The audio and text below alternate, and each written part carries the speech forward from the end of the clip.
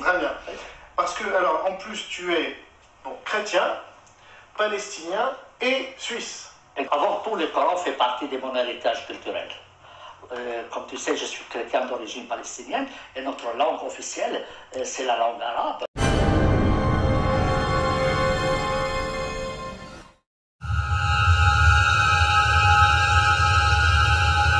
J'ai déjà fait la croix en 3 langues. Donc, les mieux placés pour nous apporter certaines vérités. C'est pourquoi je vous demande d'être très attentifs et de continuer de partager, parce que je sais qu'il y aura beaucoup de révélations, des choses que les gens cachent dans les mosquées. Transition, je vais passer la parole au frère Céleste, il a quelque chose à dire. Et il va pour nous, c'est un rêve qui devient une réalité, hein, parce que vous savez, docteur, on va vous l'avouer, vos livres sont pour nous des sources précieuses. Bonjour ou bonsoir selon votre lieu de résidence. Je tiens à vous remercier de m'avoir invité. Je suis très honoré par cette invitation que j'ai acceptée immédiatement. Vous cherchez la vérité, vous connaissez la phrase, la vérité vous sauvera. La vérité vous sauvera. Et je pense que seule la vérité peut sauver notre monde. Je me présente très simplement. Je m'appelle Sami Eldeb. Je vais vous épargner tout mon nom, il est trop long. Sami Eldeb, donc, chrétien d'origine palestinienne.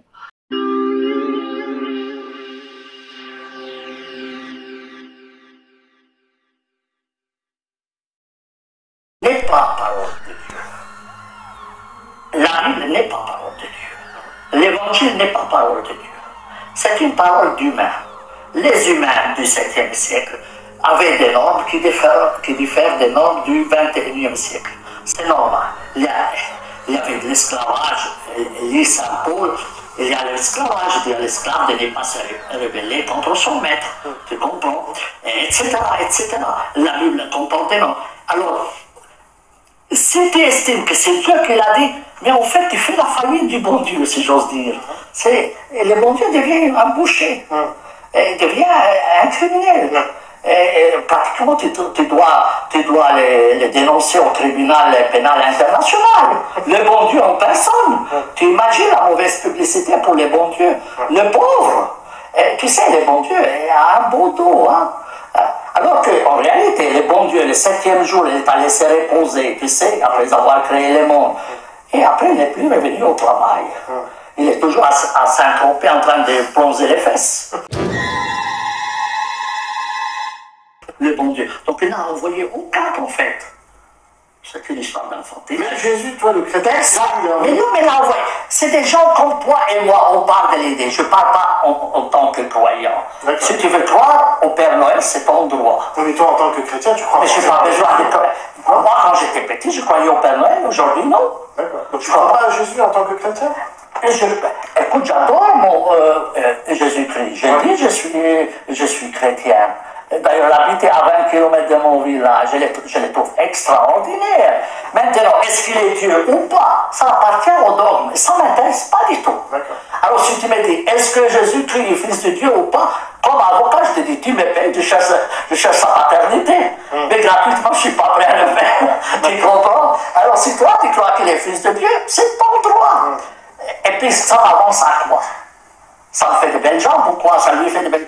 Alors moi, il y a des musulmans qui disent, tu crois Jésus-Christ, fils de Dieu? Je dis, écoutez, c'est simple. Si tu es pressé, tu lui téléphones. Si tu n'es pas pressé, tu attends que tu meurs, tu lui demandes. Mais moi, ça ne m'inquiète pas. Pour moi, qu'il soit fils de Dieu, fils de Moïse, fils d'un Romain, fils de Joseph, de ce que tu veux, ça ne change absolument rien. Oui, moi, je ne suis pas là. Je ne suis pas un état civil. Aller chercher la paternité des gens. Mais tu n'as pas répondu complètement à ma question. C'était, est-ce que pour toi le Coran est dangereux ou pas? Tous les textes sacrés sont dangereux. La Bible comme le Coran. L'évangile aussi, mais à moindre degré, parce que l'évangile n'est pas un texte juridique. Et puis prendre la paix, l'amour. Pas toujours, mais en tout cas au moins. Majeure partie, quoi. Mais Jésus-Christ a vécu peu de temps, il faut dire. Il n'a pas eu le temps de développer ça. Toute sa mission s'est limitée à 3 ans. Ouais. Avant, c'était un menuisier, après, il a pris sa retraite anticipée à 30 ans, parce qu'il en avait ras-le-bol et il a commencé à se promener et raconter des belles histoires. Bon, il est extraordinaire comme type, hein, mais il n'est pas juriste. C'était aujourd'hui, on dirait aujourd'hui un SDF, ou un hippie, si tu veux. C'est pas du tout un juriste. Il reprend plusieurs épisodes du Nouveau Testament, tu vois qu'il se foutait de la loi. Tu comprends? Il est Moïse. là pour la manger, d'ailleurs.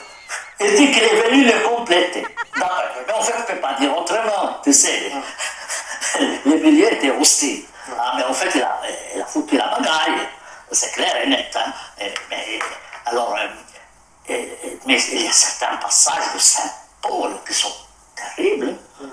Où il dit à la femme d'obéir à son mari, etc. Et ça, c'est aussi choquant. Moi, je l'appelle le rabbin Paul. Il était rabbin, oui, disons formation rapide. C'est clair et net. Tu comprends? Tous les textes anciens, comme si tu prenais le texte de Hammurabi, tu l'appliques aujourd'hui. Est-ce que c'est pas dangereux? Mais bien sûr, c'est dangereux. Est-ce qu'il y a des différences de degré entre justement l'Ancien Testament, le Nouveau et le Coran? Alors, le Coran et la Bible, tu peux les mettre dans le même sac. Oui. Parce que c'est... La Bible, c'est l'Ancien Testament, non? Oui, l'Ancien Testament. Oui, l'Ancien Testament et le Coran, tu peux les mettre dans le même sac. C'est les deux facettes de la même monnaie. D'accord. D'ailleurs, le Coran l'emprunte énormément. Œil pour œil, dent pour dent, ça vient du Coran, de l'Ancien Testament et pas du Nouveau Testament. Mais paraît-il que c'était une amélioration, parce qu'avant, c'était pour un œil, il fallait 3 yeux. Et tuer carrément la personne. Ce n'est pas dit dans l'Ancien Testament, à ma connaissance.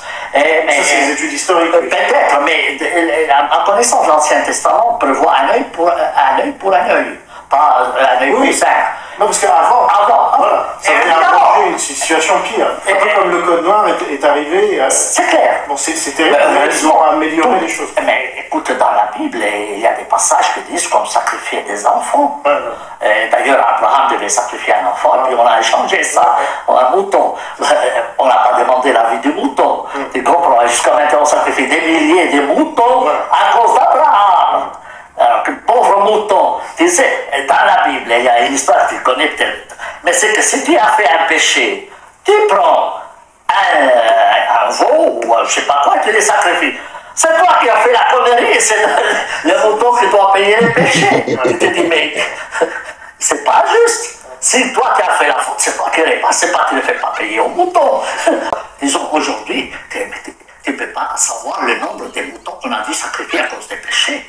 Et on ne les sacrifiait pas seulement pour les manger, mais on devait les brûler. Les brûler. Donc, il y a un passage, je le dis, lorsqu'on a inauguré le temple, on a tué 3000, je ne sais pas quoi. Mais pour toi, la solution, ça serait quoi? Alors, la solution, c'est simple, la solution est très simple, c'est de désacraliser les livres sacrés. Sans manquer de respect envers eux, vu leur historicité. Sans manquer, mais dire, ce texte appartient à leur époque. L'humanité a progressé. Quand tu étais petit, tu étais nourri au biberon. C'est normal, comme tout le monde. Mais aujourd'hui, si tu vas dans la rue et tu prends ton biberon avec toi, elle te prend pour un taré. Tu comprends? Donc, l'humanité, on peut estimer qu'elle a progressé.